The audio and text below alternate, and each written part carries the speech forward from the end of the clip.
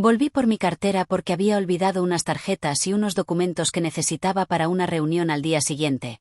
Así que regresé a la casa pensando que estaría vacía, imaginando que tomaría mis cosas y me iría sin que nada interrumpiera mi rutina.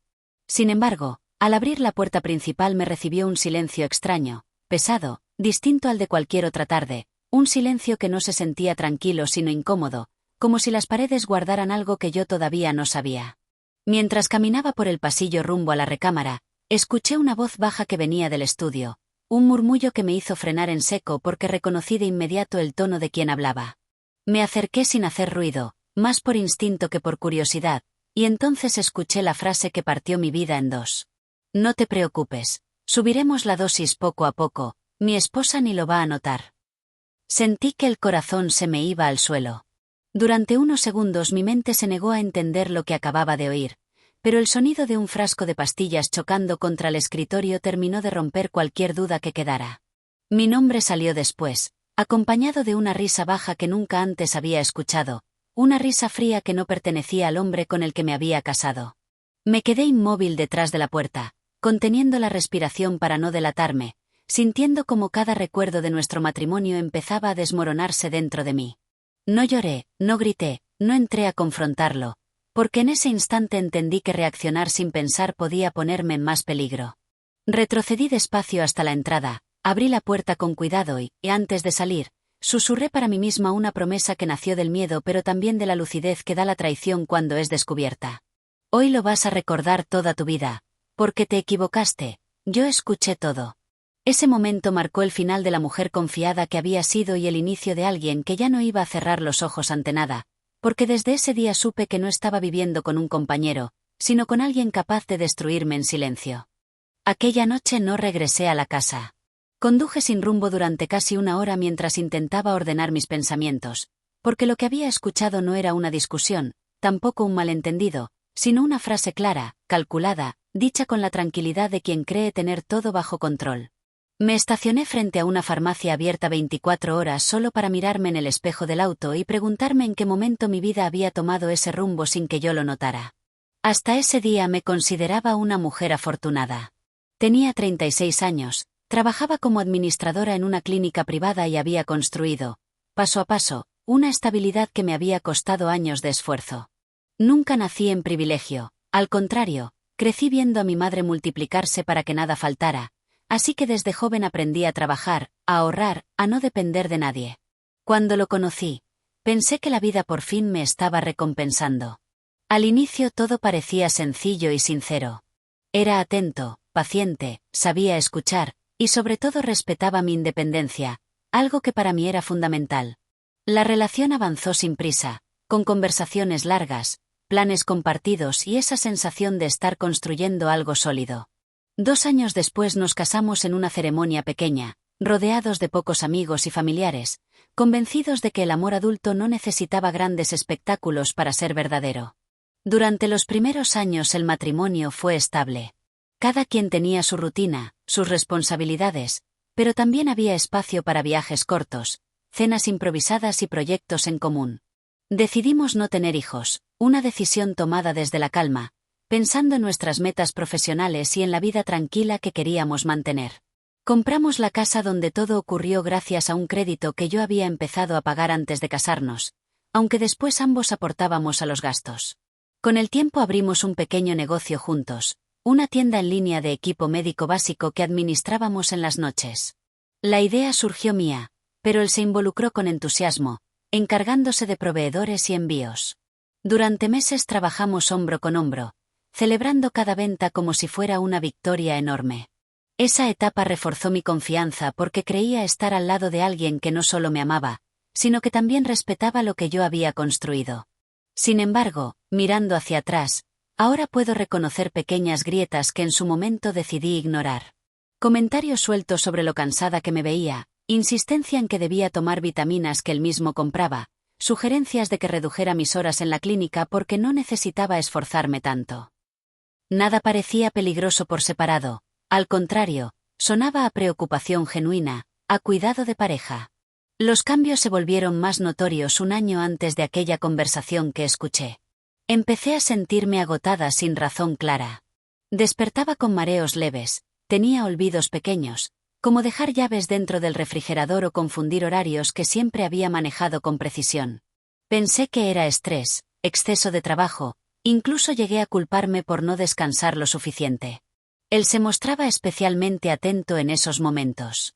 Preparaba jugos, me llevaba pastillas naturales, insistía en que confiara en él para administrar mis suplementos porque, según decía, yo siempre olvidaba tomarlos. Agradecí ese gesto porque creía que nacía del amor. Nunca imaginé que detrás de esa dedicación podía esconderse otra intención. Hubo un episodio que hoy me eriza la piel al recordarlo. Una tarde me desmayé en la cocina. No fue algo largo, pero desperté en el sofá con él diciendo que seguramente había sido una baja de presión. Esa misma noche apareció con un pastillero nuevo, organizado por días, asegurando que así recuperaría energía más rápido. Acepté sin cuestionar porque confiaba plenamente. También comenzó a interesarse demasiado por documentos financieros. Preguntaba con frecuencia sobre seguros, beneficiarios, actualizaciones de testamento, temas que antes nunca habían estado en nuestras conversaciones cotidianas. Justificaba todo diciendo que era mejor tener orden por cualquier imprevisto. Yo, acostumbrada a planificar, no vi nada extraño. Con el paso de los meses mi salud siguió deteriorándose de forma leve pero constante. Nada lo suficientemente grave para hospitalizarme, pero sí lo bastante incómodo para hacerme sentir dependiente. Reduje mis horas laborales, delegué funciones en la clínica y pasé más tiempo en casa, justo como él había sugerido en repetidas ocasiones. Lo que más me duele aceptar es que llegué a sentir culpa por no ser la misma de antes, creyendo que lo estaba decepcionando, cuando en realidad alguien estaba provocando ese desgaste poco a poco. Mientras yo me esforzaba por mejorar, él reforzaba su papel de cuidador ejemplar frente a amigos y familiares, ganándose comentarios de admiración que hoy me resultan insoportables. Las últimas semanas antes de descubrirlo fueron especialmente confusas. Tenía lapsos de memoria más notorios, olvidaba conversaciones completas y empecé a depender de recordatorios en el teléfono para tareas simples. Él decía que era normal, que muchas personas pasaban por episodios así después de los 35, que no debía preocuparme. Esa narrativa me mantuvo tranquila, hasta el día en que regresé por mi cartera y escuché la verdad filtrarse por la puerta del estudio. Después de salir de la casa aquella tarde, revisé mentalmente cada síntoma, cada pastilla, cada vaso de jugo que había aceptado sin sospechar nada. La frase "subiremos la dosis" retumbaba en mi cabeza una y otra vez, conectando piezas que antes parecían aisladas. No regresé esa noche. Me hospedé en un hotel pequeño cerca de la clínica y, sentada en la cama, saqué de mi bolso el pastillero que llevaba conmigo por costumbre. Lo abrí con manos temblorosas y observé cada compartimento con una mezcla de miedo y lucidez que jamás había sentido. Por primera vez no vi suplementos. Vi posibles armas. Dormí apenas unas horas, pero al amanecer ya no era la misma persona que había salido de casa el día anterior. El miedo seguía ahí, pero había sido reemplazado por algo más frío, más enfocado, la necesidad de entender qué estaba pasando antes de que fuera demasiado tarde. Porque si algo tenía claro en ese punto, era que nadie sube dosis por amor, y que mi vida, sin que yo lo supiera, llevaba tiempo siendo manipulada desde adentro. Ahí comenzó realmente mi historia, no como esposa, sino como alguien que debía investigar su propia supervivencia sin levantar sospechas, conviviendo con quien ya no podía ver como compañero, sino como una amenaza silenciosa sentada a mi propia mesa. Desperté en esa habitación de hotel con una claridad que no había sentido en meses. No era tranquilidad, tampoco valentía absoluta, sino una mezcla de miedo y lucidez que me obligaba a actuar con inteligencia, porque regresar impulsivamente a confrontarlo habría sido el peor error. Si realmente estaba alterando lo que yo tomaba, significaba que llevaba tiempo planeándolo, y alguien que planea así no duda en mentir, manipular o destruir pruebas. Antes de salir hacia la clínica guardé el pastillero en una bolsa sellada, como si ya supiera que aquello se convertiría en evidencia. Durante el trayecto repasé cada detalle de la conversación que había escuchado, intentando recordar si había mencionado a otra persona, si hablaba por teléfono o si alguien estaba físicamente con él. No tenía esa certeza, y esa duda era aún más inquietante porque habría la posibilidad de que no actuara solo. Al llegar, busqué a una colega de absoluta confianza, una médica internista con quien había trabajado más de 10 años. No le conté toda la historia de inmediato. Me limité a decir que llevaba meses sintiéndome extraña y que quería hacerme estudios completos sin que quedaran registrados en mi expediente laboral. Mi tono debió decir más que mis palabras porque aceptó ayudarme sin hacer demasiadas preguntas. Ese mismo día me tomaron muestras de sangre, orina y pruebas toxicológicas básicas. Mientras esperaba los resultados, regresé mentalmente a la casa, a cada momento en que él me entregaba pastillas con una sonrisa tranquila, a cada vaso que insistía en que terminara aunque yo ya no tuviera sed. Esa noche no volví al hogar. Le envié un mensaje diciendo que me había quedado a dormir en casa de una amiga porque me sentía agotada. Respondió con una amabilidad exagerada, preguntando si había tomado mis suplementos y recordándome que no olvidara la dosis nocturna.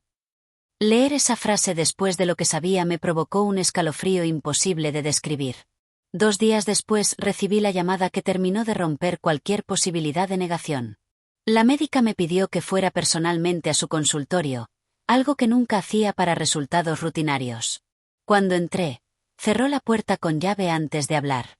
Los análisis mostraban presencia de sedantes y microdosis de un fármaco que no me había sido recetado jamás, una sustancia que, administrada de forma continua, podía provocar confusión, fatiga crónica y deterioro cognitivo progresivo sin levantar sospechas inmediatas. Sentí que el estómago se me vaciaba por dentro. No pregunté quién pudo haberlo hecho porque la respuesta ya vivía en mi cabeza desde el momento en que escuché aquella conversación. Aún así, necesitaba pruebas directas, algo que no dejara espacio a dudas legales ni emocionales. La médica, al ver mi estado, me recomendó contactar a un abogado antes de confrontarlo, pero también sugirió algo más: instalar discretamente un análisis de contenido en las pastillas que seguía tomando en casa. Esa recomendación cambió todo. Regresé al hogar esa tarde fingiendo normalidad. Él me recibió con preocupación actuada, preguntando por mi cansancio, abrazándome con una suavidad que ahora me resultaba ajena. Observé cada gesto como si estuviera viendo a un desconocido interpretar un papel. Esa noche, cuando me entregó el pastillero, sonreí y agradecí como siempre, pero no tomé nada. Esperé a que se durmiera y, con guantes de cocina para no contaminar muestras, guardé varias cápsulas en bolsas selladas. Mi pulso temblaba, no por miedo a ser descubierta, sino por la confirmación silenciosa de que mi matrimonio se había convertido en un escenario de engaño. Durante la semana siguiente repetí el mismo ritual, acumulando muestras sin levantar sospecha. Paralelamente, el abogado que había contactado empezó a revisar documentos financieros y seguros. Fue ahí donde apareció otra pieza oscura del rompecabezas. Meses atrás él había actualizado pólizas de vida donde figuraba como beneficiario principal, incluyendo cláusulas por incapacidad permanente. Cada descubrimiento no solo confirmaba el plan, lo ampliaba. Los resultados del laboratorio privado llegaron poco después. Las cápsulas contenían exactamente la sustancia detectada en mi sangre, dosificada de forma milimétrica para no causar un colapso inmediato, sino un deterioro lento que podía justificar incapacidades médicas a mediano plazo. Leer ese informe fue como caer desde un edificio sin fondo. Ya no había espacio para dudas, excusas ni interpretaciones benévolas. No era paranoia, no era estrés, no era coincidencia. Había un plan activo para debilitarme física y mentalmente mientras se aseguraba control financiero total.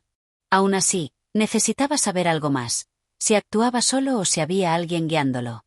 La respuesta llegó de forma inesperada una noche en que fingí dormir mientras él hablaba por teléfono en la terraza.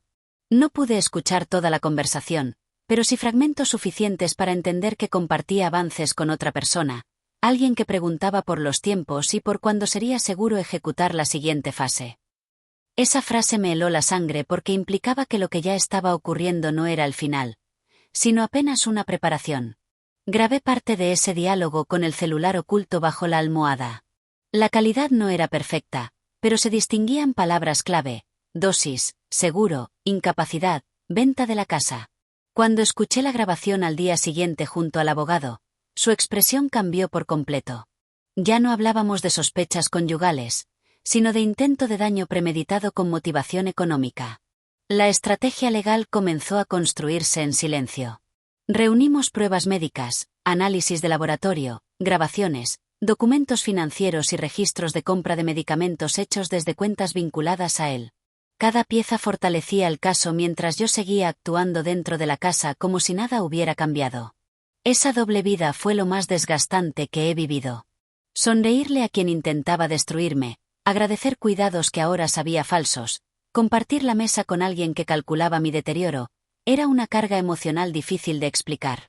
Pero también fue el periodo donde mi miedo se transformó en determinación. Porque entendía algo fundamental: si había sobrevivido meses sin saberlo, ahora que conocía la verdad no iba a permitir que su plan avanzara ni un paso más. La fecha para ejecutar el contraataque empezó a definirse cuando el abogado confirmó que la evidencia era suficiente para una intervención legal inmediata, incluyendo órdenes de restricción y denuncia penal. Esa noche regresé a casa sabiendo que estaba viviendo los últimos días bajo el mismo techo que él, y que pronto todo lo que había construido en secreto saldría a la luz de forma irreversible. Mientras lo observaba dormir, tranquilo, confiado, convencido de que yo seguía debilitándome sin sospechar nada, comprendí la magnitud de su error. Porque quien cree que controla cada movimiento de su víctima jamás imagina el momento exacto en que esa víctima deja de tener miedo y empieza a preparar justicia. Los días previos a la intervención legal fueron los más largos de mi vida, no porque faltara evidencia ni porque existiera duda sobre lo que estaba pasando, sino porque debía mantener la apariencia de normalidad mientras por dentro todo ya se había derrumbado. Despertar a su lado, escuchar su voz preguntando cómo me sentía, verlo preparar el desayuno con esa dedicación que antes me parecía amorosa y ahora me resultaba calculada, era un ejercicio constante de autocontrol que me dejaba emocionalmente exhausta. Cada gesto cotidiano adquirió otro significado. Cuando me acercaba un vaso de jugo, mi mente ya no veía un acto de cuidado sino una posible vía de administración. Cuando acomodaba mis medicamentos en la mesa, observaba sus manos con atención, como si intentara descubrir en sus movimientos alguna señal de culpa. Sin embargo, su comportamiento era impecable, demasiado perfecto para alguien que sabía que estaba cometiendo algo tan grave. El abogado me había explicado que la intervención debía hacerse en un momento donde la cadena de evidencia estuviera activa, es decir, cuando él aún tuviera acceso a las sustancias y existiera material físico que respaldara la denuncia. Por eso no bastaba con las grabaciones y los análisis. Necesitábamos que las autoridades encontraran los fármacos en su poder y documentos que conectaran directamente la compra con la administración. Esa espera estratégica me obligó a seguir recopilando muestras sin que él sospechara nada. Continué guardando cápsulas, fotografiando etiquetas, registrando fechas y horas. También instalé, con ayuda técnica, un pequeño dispositivo de grabación ambiental en el estudio, el mismo lugar donde había escuchado la conversación que cambió mi vida. No tardó en dar resultados. En una de las grabaciones quedó registrado un diálogo completo con la persona que ya sospechábamos que era cómplice. Hablaban de tiempos, de cómo mi fatiga avanzaba más lento de lo esperado y de la necesidad de ajustar concentraciones para acelerar efectos sin provocar hospitalización inmediata. Escuchar eso fue devastador, pero al mismo tiempo fortalecía el caso de forma irrefutable. La identidad del cómplice también salió a la luz cuando el abogado rastreó compras farmacológicas realizadas con recetas clonadas. El nombre coincidía con un antiguo socio suyo del negocio en línea, alguien con acceso a proveedores médicos y capacidad para conseguir sustancias sin levantar alarmas. Esa conexión cerraba el círculo, no solo había intención, había colaboración y logística. La fecha de la intervención se fijó para un viernes por la tarde. Eligieron ese momento porque él solía quedarse en casa organizando pedidos del negocio, lo que aumentaba la probabilidad de encontrar material almacenado. A mí me indicaron actuar con total normalidad y salir de la casa con una excusa breve para no estar presente durante el operativo inicial. La noche anterior casi no dormí. No por miedo a que algo saliera mal, sino por el peso emocional de aceptar que mi matrimonio terminaría públicamente, envuelto en una investigación penal. Recordé nuestra boda sencilla, los viajes, las risas auténticas que alguna vez existieron, y por un instante lamenté no haber detectado antes el momento exacto en que todo empezó a corromperse. Pero ese pensamiento duró poco. Bastó recordar las palabras "subiremos la dosis" para que cualquier nostalgia se desvaneciera. El viernes por la tarde le dije que iría a la clínica a firmar unos documentos. Me respondió con la misma calma de siempre. Incluso me recordó que no olvidara mis suplementos al regresar. Sonreí con la misma naturalidad que había practicado durante semanas y salí de la casa sabiendo que esa sería la última vez que lo vería como hombre libre. Apenas doblé la esquina, el operativo comenzó. No estuve presente durante el ingreso, pero el abogado me llamó minutos después para informarme que la orden judicial se había ejecutado sin resistencia. Las autoridades encontraron frascos sin etiquetar, cápsulas manipuladas, registros de compra y, lo más contundente, un cuaderno donde llevaba control de fechas, cantidades y reacciones físicas que yo había presentado. Leer después ese cuaderno fue una de las experiencias más perturbadoras de mi vida. No había emociones, solo datos, mareos, olvidos, debilidad, respuestas a incrementos de dosis. Era la mirada clínica de alguien que no veía a su esposa como persona, sino como experimento. También incautaron su computadora y teléfono, donde estaban las conversaciones con el cómplice, detallando fases del plan, deterioro progresivo, declaración de incapacidad, control total de bienes, venta de la casa y liquidación del negocio. Cuando me confirmaron la detención formal, no lloré. Sentí algo más complejo que alivio, una especie de silencio interno, como si mi mente necesitara tiempo para procesar que la amenaza constante por fin había sido detenida. Las horas siguientes fueron intensas. Declaraciones, entrega de pruebas, ratificación médica, procesos que, aunque necesarios, removían cada emoción contenida durante semanas. Sin embargo, había algo que me sostenía, la certeza de que había actuado a tiempo. Días después se ejecutó también la detención del cómplice. La red estaba completa, el plan expuesto, las pruebas sólidas. Lo que había empezado como un susurro detrás de una puerta se había transformado en un caso judicial con cargos graves por intento de daño premeditado y fraude. Regresé a la casa semanas más tarde, ya acompañada por asesoría legal para recuperar documentos personales.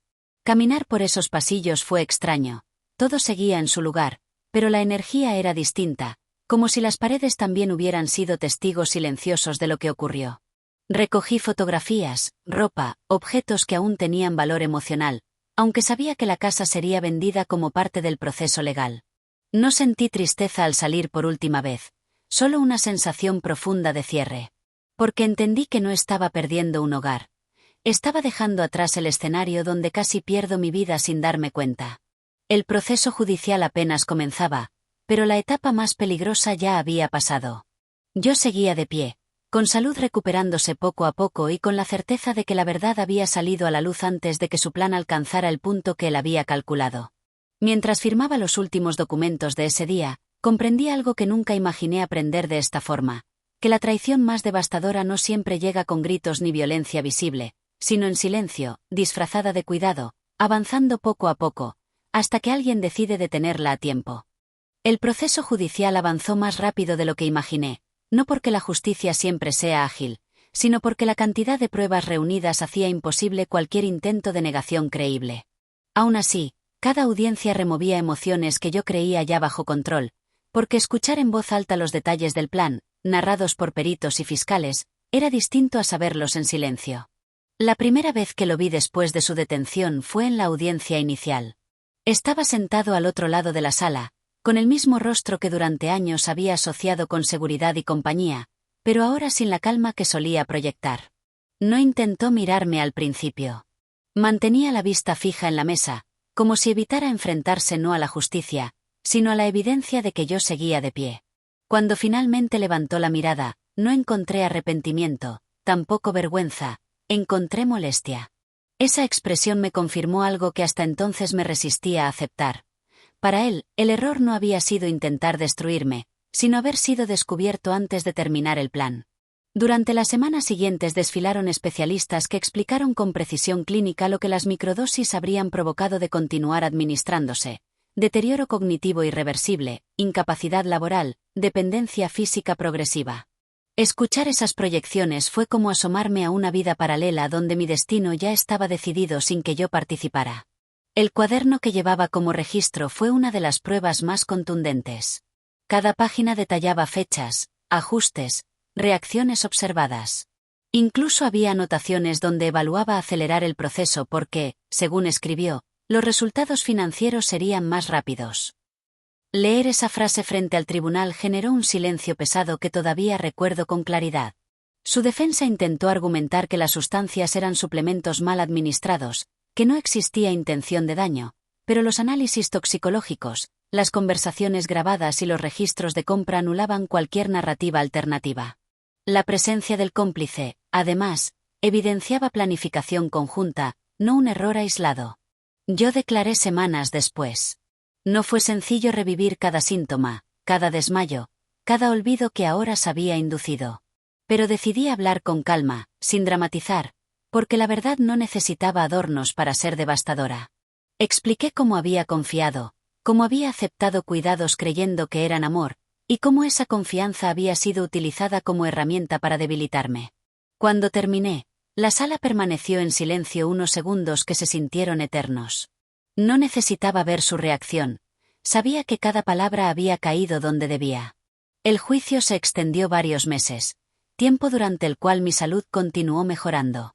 Bajo supervisión médica logré eliminar por completo las sustancias de mi organismo y, poco a poco, mi energía regresó. Los olvidos desaparecieron, el mareo se disipó y con cada semana que pasaba sentía que recuperaba partes de mí que creía perdidas. Ese proceso físico fue también emocional.